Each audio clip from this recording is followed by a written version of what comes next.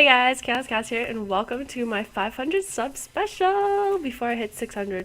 Anyway, so I have questions that I need to answer, and I'm pretty sure I found all your questions, hopefully.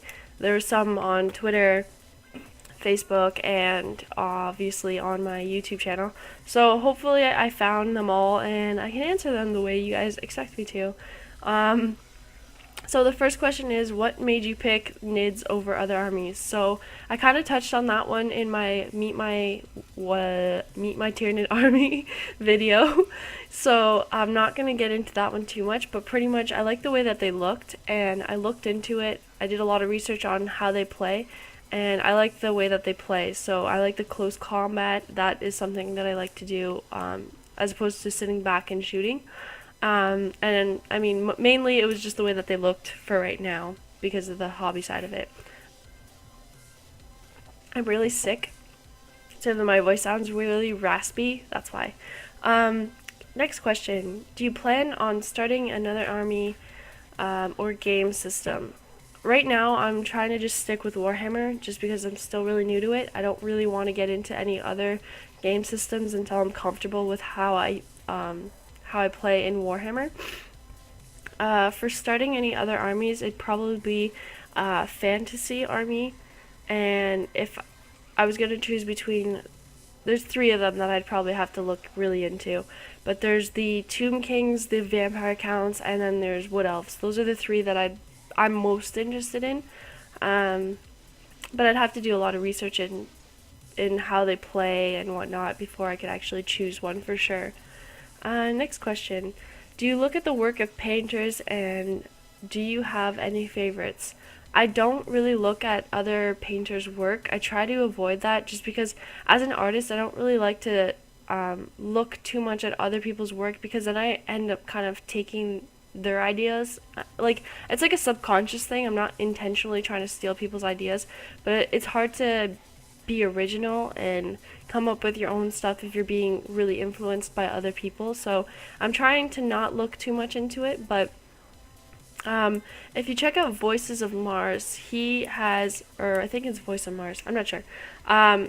He has really good, like, well painted models. So he does competitions and whatnot, and he's really good. So he's one of I'm subscribed to him. He's really good at it. So I guess you could check. I could say he's my favorite, I guess.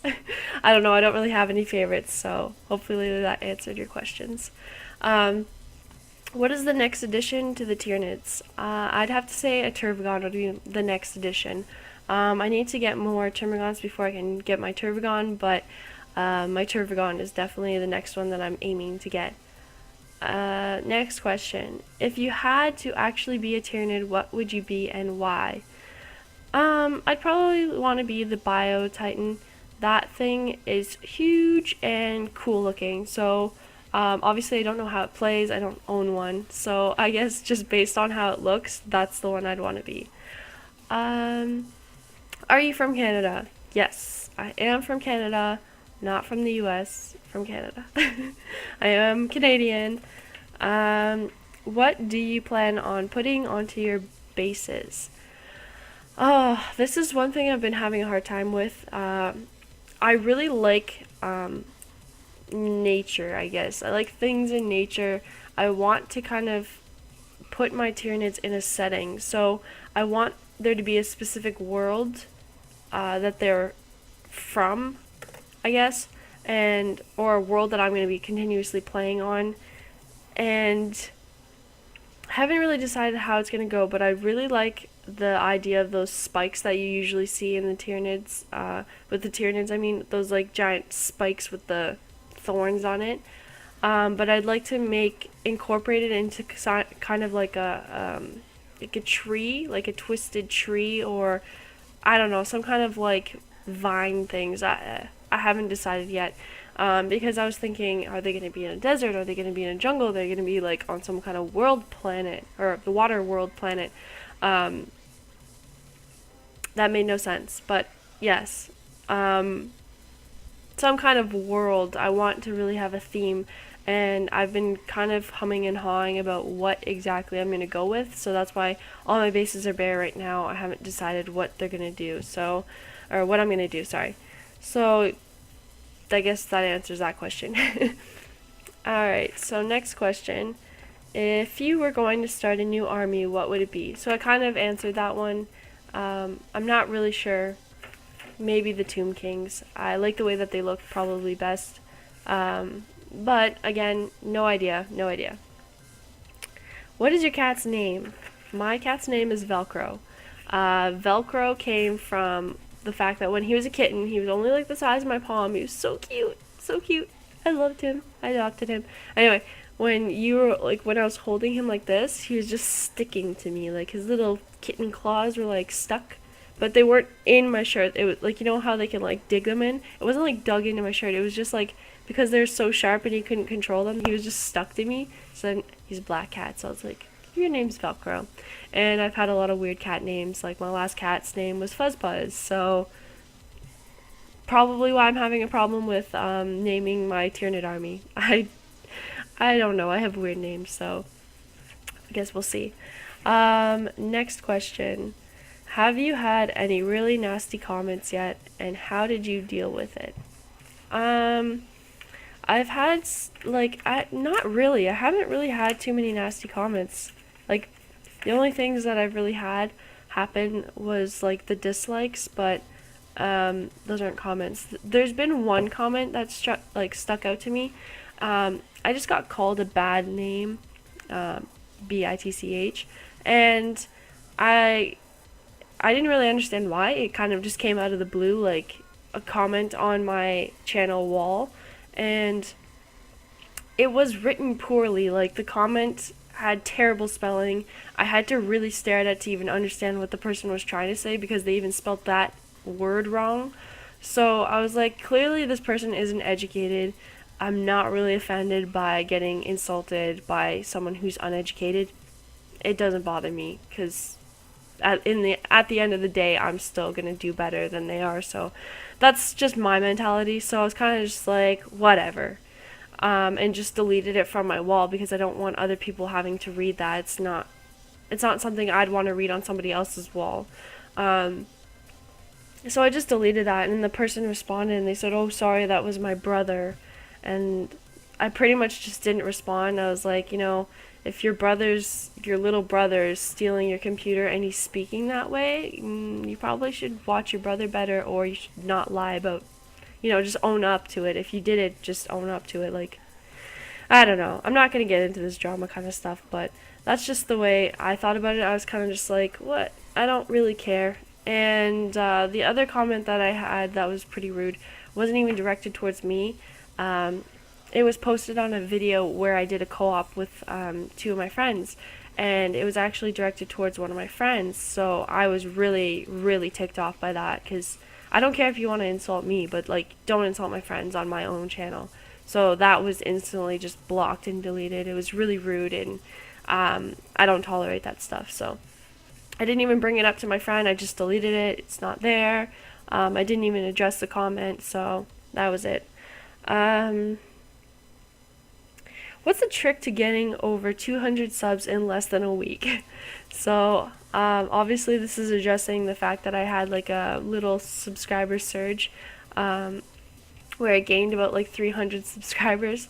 So, I guess it's not really a trick. It was by fluke, if anything. But what I would suggest, if you do have a YouTube channel and you're trying to make it grow, is just to network. So the more you network with people, the more you'll get to learn about how YouTube works, what to do with YouTube. You meet more people by networking, and the more you network, the easier it is to get out there, because then you have people talking about you.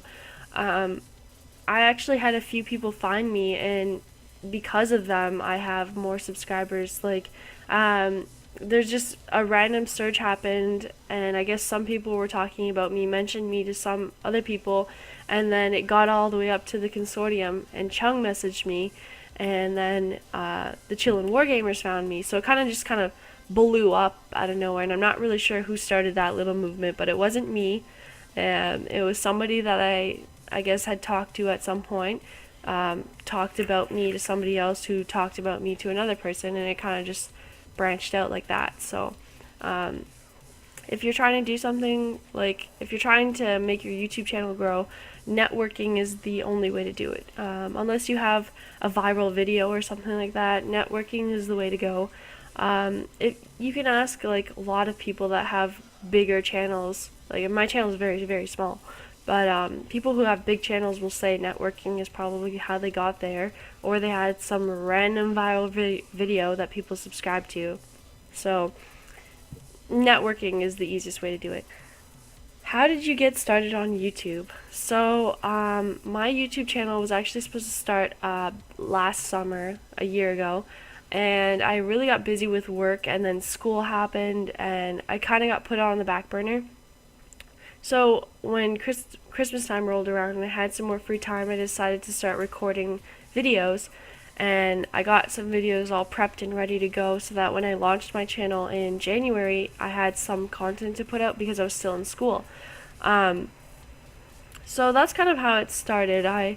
I've been playing video games my entire life, so it was just something that somebody brought up to me, and they're like, if you're already playing video games, why don't you just record them and, you know, talk and stuff. And I was like, you know what, I'll try it. It seems like fun, and you know, it's not like I'm trying to make money off of YouTube or anything like that. It's just something I like to do. It keeps me busy. I'm in an apartment, and I don't have a garden, I don't have a yard, I don't have anything to take care of except for Velcro, and he's squirrely, and he takes care of himself because he's a cat. So I don't really have much to do, and I'm a busy person. Like, apart from doing school and working, I didn't have anything else to really do, and YouTube has kind of given me the opportunity to do that, and through it I've met a lot of really cool people, so it's kind of been fun for me just because I get to meet cool people. I've made a lot of friends through YouTube, and I just get to have fun. It's fun. It's really fun to do. I mean, whether or not people are watching, I'm still laughing my butt off playing video games with my friends, and I'm getting my army done, and YouTube is helping to keep me motivated with Warhammer Wednesday. It's kind of pushing me to keep my army going, because otherwise I'd be like, I have so many models to assemble, I don't want to. So yeah, YouTube is just something that's kind of just, I just enjoy doing it. It's really fun. I already edit videos, I already do Photoshop, I already do a lot of that stuff, so it's like second nature, I guess. It's just really easy to just get into it. What drew you to tabletop wargaming and to 40K in particular? Back when I was 15 or 14 or 15, I don't know, I was walking around the mall with one of my friends, and we went into Games Workshop because I was like, I've never heard of this store, what is it? So I went in there, and I saw all these miniatures, and there's only one guy in there, and I was like, why is that store so dead? Like, it just looked really empty. So I went in, and then I was talking to the guy there, and he kind of told me about the little miniatures, and I was kind of like, that's cool. But at the time, I didn't have a job, I didn't have any money, and my parents wouldn't buy something like that for me because they just think it's a waste of money. More so my dad than my mom. Sorry if you're watching. When back in December, when I actually had money, I mean, I still have money now, but I mean, I have a job. You know, I don't live with my parents, so I was kind of like, you know what, I want to get into it. I found a Games Workshop in my mall that I live by, and I was like, oh my god, there's one here. So I went in. The guy that was working was really, really helpful, like talked to me for like an hour and a half, explaining the game, kind of giving me tips on it, and I got really interested in it. So I went home and I did a crazy amount of research, like really, really, really looked into it. What is Warhammer? Like, what are the armies? What armies are there that I can play? What do you do with them? How do you build them? How do you do that? Like, I researched the living hell out of it, and I got really interested in it. So I dragged my friend into the store, and I bought my Tyranid army. And I was like, you need to get something because I don't want to play alone, and I don't know anybody that plays Warhammer. Nobody. So I was like, please, please, please, please, please, buy it, buy an army so I can play against somebody. So I have someone to play with because I don't know anybody. So he was like, all right, fine. And but he didn't buy that same day, so he ended up buying an army later on. But I mean, I was the one that got him into it, and I got myself into it, I guess, because people always ask me who got me into Warhammer, as if they're expecting some boyfriend or some friend, some guy friend. No, nobody. I got myself into it. So I was just really like, whoa, this looks cool. And because I started talking about it at school, I was telling my one friend, Nightshade, who you've seen on YouTube already, I was like, I just bought an army and da da da. She's like, what's Warhammer? So I was talking to her about it, and there's a few guys in my class that overheard me, and they're like, I play Warhammer. So now I actually have people I can play against. So, and actually one of them plays Tyranids, so I can actually talk to him about it. It's pretty cool. I never would have found that out otherwise, so that's kind of fun. What miniature games have you tried other than Warhammer 40k? None. I haven't played any. Warhammer is my first ever tabletop gaming game, I guess. And again, I got my army at the end of December, and I've really only worked on it for about 2 months now because I had so much schoolwork that I didn't have time for it. But yeah, it's been like 2 months of Warhammer. That's about it. And I haven't played any games yet because I still have a half assembled model or army. So I guess I haven't tried anything other than 40k. Next question. What miniature games would you like to try in the future? I honestly don't know because I really want to just stick with Warhammer and get to know it well before I try and jump into anything else and confuse myself, because if I'm trying to learn 2 different games at the same time, it's probably not going to go down well and I probably will get frustrated. So I'd rather just stick with Warhammer for right now, and then once I feel really comfortable with Warhammer, then I can move on from there. Have you painted with the older paints? No, I have not. I only bought my paints 2 months ago. They're the new ones, so I don't have any experience with the older ones. Next question. How are your experiences with repeating color schemes that have been painted using the older paint range, and any thoughts?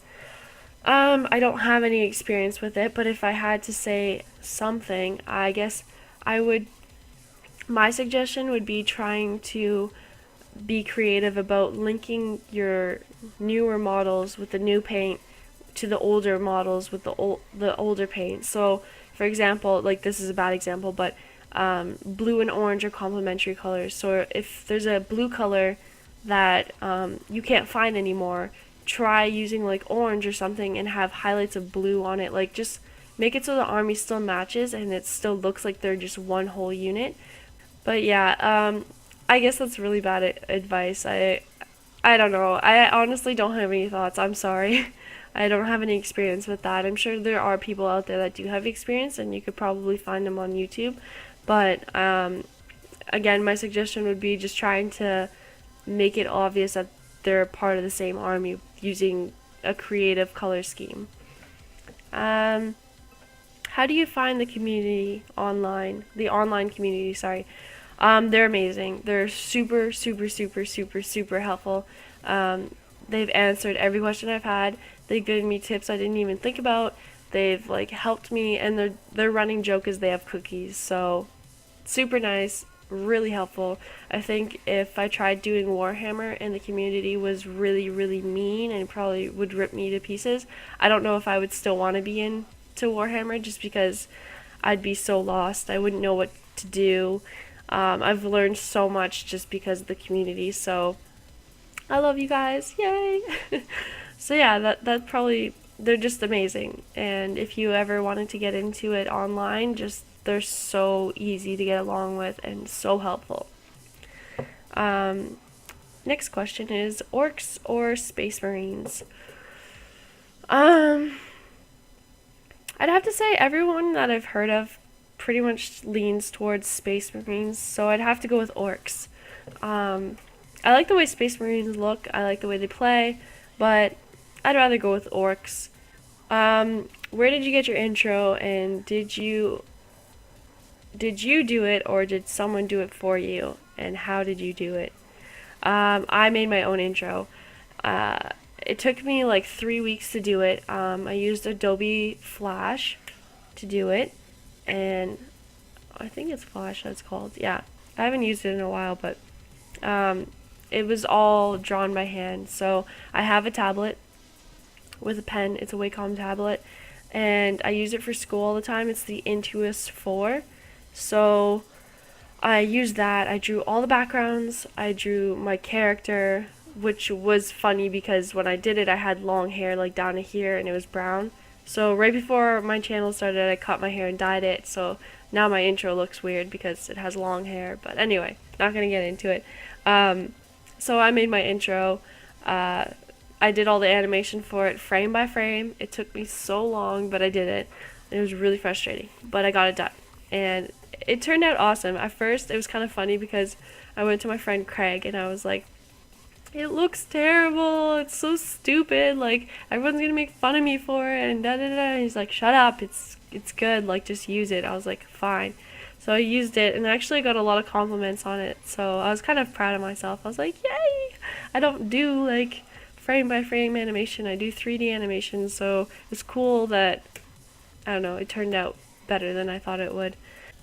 The music for it isn't my music. It's, well, I mean, I have the right to use it, but it's not something that I made. My friend of a friend made it for my channel. So I pretty much just messaged him and said, look, I have a YouTube channel. This is the kind of intro music I'd like. This is my intro. Can you make something? And he did it really quick, like in a day. And he was like, here you go. And I was like, whoa, that was fast. So it turned out really good. It kind of actually matched my intro really well. So it just worked out in the long run. And my sister's actually writing my music for my Warhammer Wednesday. So she's like been in symphony and played the violin for like, I don't even know how long, forever. So she's writing my music and she's really, really good at it. It sounds awesome so far. So hopefully she'll get that done soon so you guys can hear it. There was 2 other questions that I got that I'm not even really going to get into. It's ridiculous. But the one question is, how many crackers can you eat before you need to drink? I was going to eat as many crackers as I possibly could before I needed to drink on camera. But because I'm sick, my mouth is really, really dry. And I think I'd probably only get half a cracker before I needed to drink. So, that's, I guess, half a cracker right now. Usually I could probably do about 10. How much tequila can you drink before you pass out? I don't drink tequila, so I don't know. How about that? I don't know. I have no idea. I don't usually pass out when I drink though, so I honestly, it'd probably take a lot. Like, you'd probably have to put tranquilizer in it as well. So that was really weird. Anyway, I'm ending this now. Hope you guys had your questions answered, and I'll see you guys on Warhammer Wednesday. Bye!